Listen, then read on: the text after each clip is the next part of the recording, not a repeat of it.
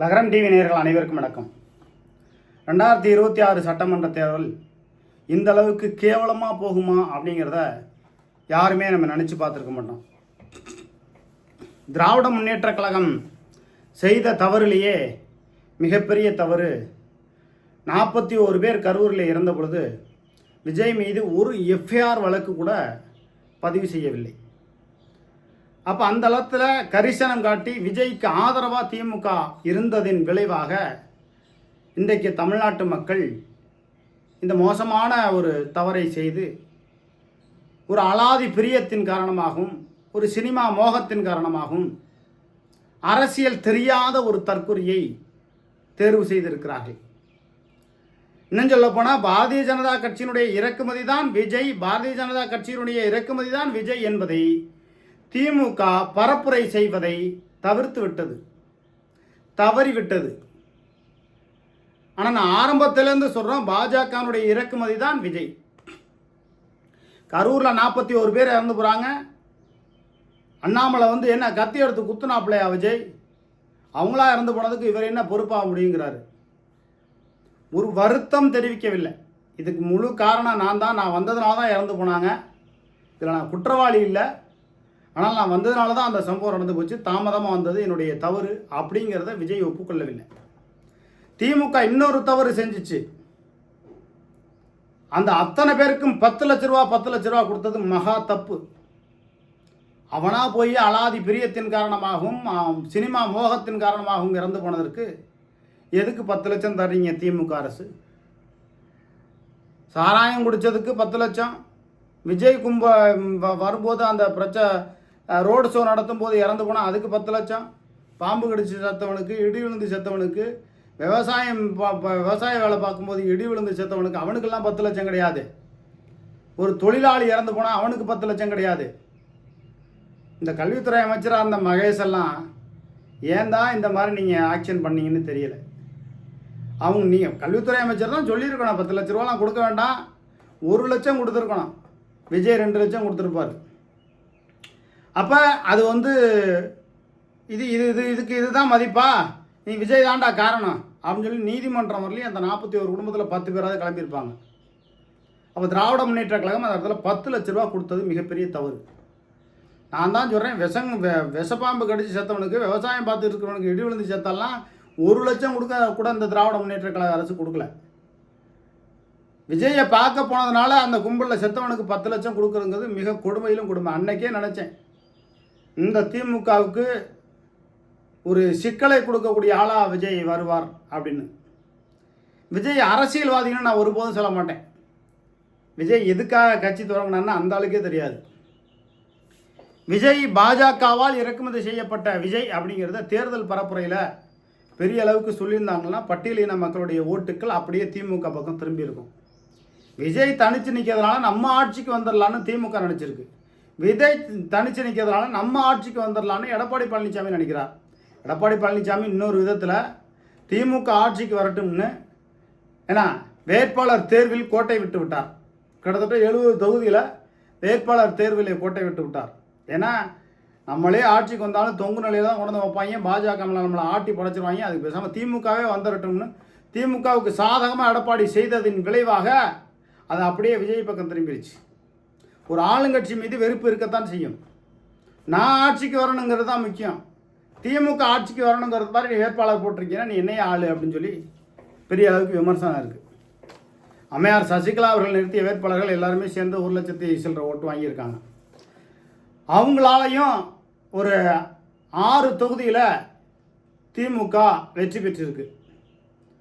ஒருவேளை அம்மையார் சசிகலா அவர்கள் அந்த 41 பேரில் 6 பேரால் மாற்றம் ஏற்பட்டு திமுக வெற்றி பெற்றிருக்கு. ஒருவேளை அந்த 6 தொகுதியில் தாவேகா வெற்றி பெற்றிருந்தால் கிட்டத்தட்ட 110 தொகுதிக்கு 115 வரலையும் வந்திருக்கும் தாவேகா. அதனால் அம்மையார் சசிகலா அவர்கள் வேட்பாளர் நிறுத்தியது சரிதான் என்னை பொறுத்தவரையும். ஆனால் ஒரு 20 தொகுதியில் தரமான வேட்பாளரை நிறுத்தி தலா ஒரு 20 கோடி ஏன் பணமாக இல்லை கொடுக்க வேண்டியதானே?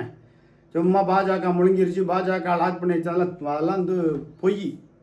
உங்களுக்கு பினாமி தமிழ்நாடு ஃபுல்லாக இருக்காங்க, அவங்கள்ட்ட சொல்லி தரமான வேட்பாளராக ஒரு 20 பேரை நிப்பாட்டியிருந்தாங்கன்னா நிச்சயமாக விஜய் கட்சி ஒரு 85 தொகுதிக்குள்ளே அடங்கியிருக்கும்.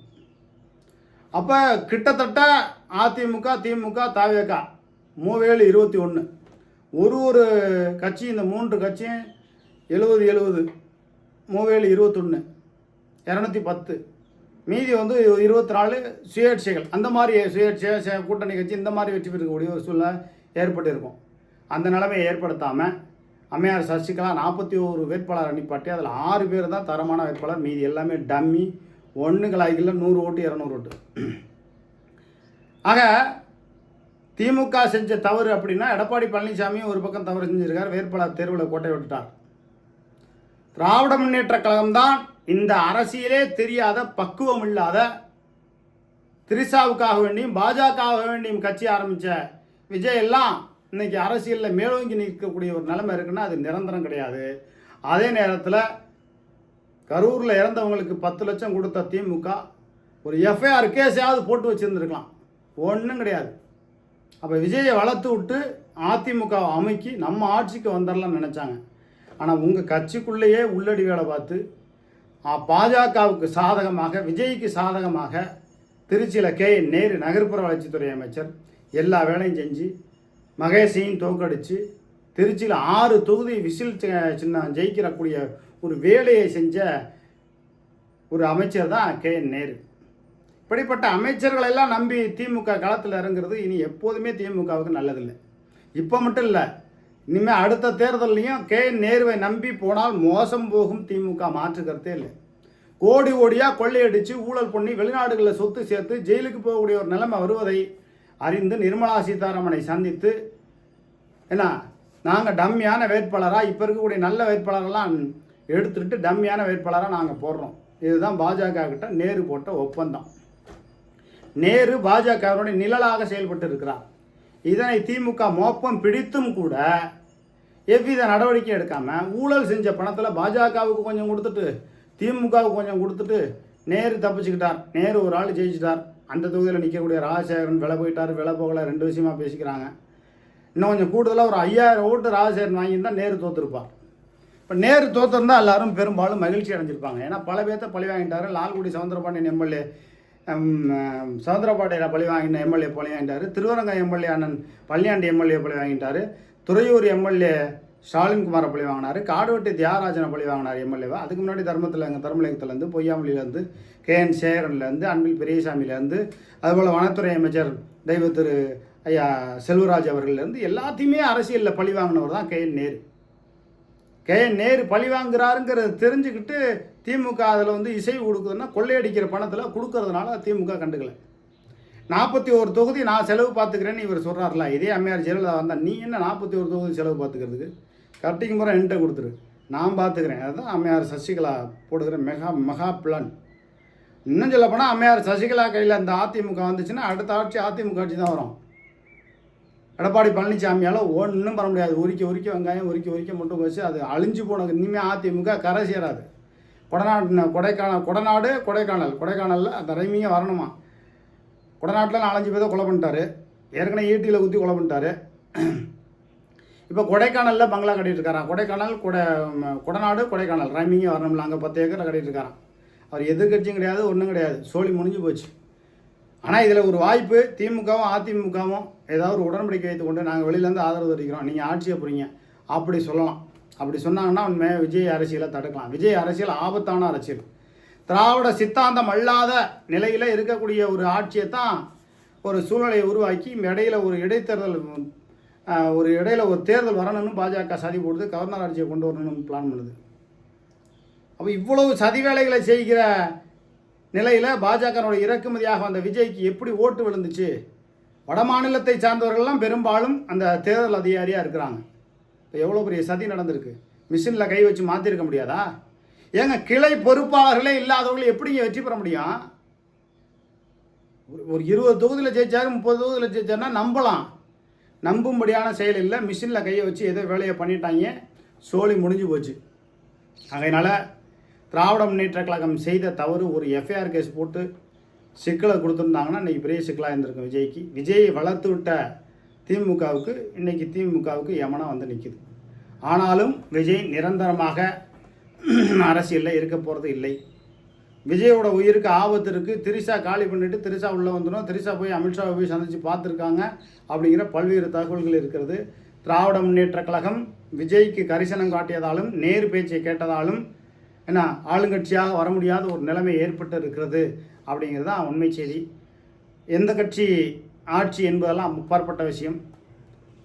ஆளும் கட்சி எதுவாக இருந்தாலும் அந்த கட்சியினுடைய ஊழல் முறைகேடுகளை அச்சமின்றி சமரசமின்றி நம்ம எப்போதுமே செய்தி வெளியிட தயாராக இருக்கிறோம். இன்னும் சொல்லப்போனால் பட்டியலின மக்கள்லாம் ஓட்டுக்கள்லாம் எப்படி விஜய்க்கு போணுச்சுங்கிற ஒரு கேள்விக்குறி இருக்குது. சமத்துவபுரம்னு ஒன்று உருவாக்கி கலைஞர் ஐயா உருவாக்குனது யாருக்காக வேண்டி? இந்த பட்டியலின மக்களுக்காக வேண்டி. இப்படி நன்றி கட்டத்தனமாக இப்படியெல்லாம் அவர்கள் செய்திருக்கிறார்களே என்று பலரும் விமர்சனமாக பேசுகிறார்கள். சமத்துவபுரம்னு உருவாக்குனது யார்? ஐயா கலைஞர் அவர்கள் தான் உருவாக்குனது. நம்ம ஒன்றும் திமுகவுக்கு சாதகமாக சொல்லலை. திமுகவிலையும் ஊழல் நடந்திருக்கு, அதிமுகலையும் ஊழல் நடந்திருக்கு, அப்பாற்பட்ட விஷயம். சமத்துவபுரம்ங்கிற ஒரு நிலையெல்லாம் கொண்டு வந்து எல்லா மக்களையும் ஒரு இடத்துல குடியிருக்க வைத்தது ஐயா கலைஞர் அவர்கள் தானே. அப்படிப்பட்ட பட்டியலின மக்களெல்லாம் அப்படியே சினிமா மோகத்தில் போயிருக்காங்க அப்படின்னா என்ன காரணம்? அவர் தமிழ்நாட்டுக்கு அழிவை நோக்கி போய் கொண்டு இருக்கிறது. இது கலியுக காலம். இந்த காலகட்டத்தில் அழிவு தான். நேரடி அரசியல் சித்தாந்தத்தோடு விஜய் அரசியலுக்கு வந்திருந்தால் நம்ம எதுவும் சொல்ல போகிறதில்ல. இப்போ சீமானோ, தமிழக வாழ்வுரிமை கட்சி வேல்முருகனோ, இவர்களெல்லாம் அரசியல் சித்தாந்தம் கொண்டவர்கள். இவர்கள் போன்றவர்கள் நாட்டினுடைய அதிகாரத்துக்கு வந்தால் நம்ம எதுவும் பெரிய அளவுக்கு சொல்ல போகிறதில்ல. அரசியல் சித்தாந்தம் கொள்கை எதுவும் கிடையாது. பாஜகனுடைய நிலையிலாக பொம்மை முதலமைச்சராக இருக்கக்கூடிய ஒரு நிலைமை தான் இனி இருக்கும். அதுவும் நிரந்தரம் கிடையாது. இடையிலே ஒரு 6 மாதத்தில் தேர்தல் வரும் அல்லது ஒரு வருஷத்தில் தேர்தல் வரும். இது நிரந்தரமானது அல்ல. எந்த ஒரு ஆளும் நிலையிலையும் எந்த ஒரு ஆளும் வர்க்கம் இருந்தாலும் அந்த கட்சியினுடைய ஊழல் முறைகேடுகளை, அந்த அரசினுடைய ஊழல் முறைகேடுகளை சுட்டி காட்டி அச்சமின்றி சமரசமின்றி எப்போதுமே நம்ம செய்தி வெளியிட தயாராக இருக்கும். உதாரணத்துக்கு புதுக்கோட்டை மாவட்டத்தில் சங்கரலட்சுமி இணை இயக்குனர் வேளாண்மை துறையில் 300 கோடி ரூபா ஊழல் முறைகேடு செஞ்சு அரசுக்கு பொருளாதார இழப்பை ஏற்படுத்திய சங்கரலட்சுமி பற்றிய செய்திகளையும் நம்ம தொடர்ந்து வெளியிட்டு கொண்டு தான் இருக்கிறோம். அச்சமின்றி சமரசமின்றி எப்போதுமே ஊழலை அம்பலப்படுத்துவோம். நன்றி, வணக்கம்.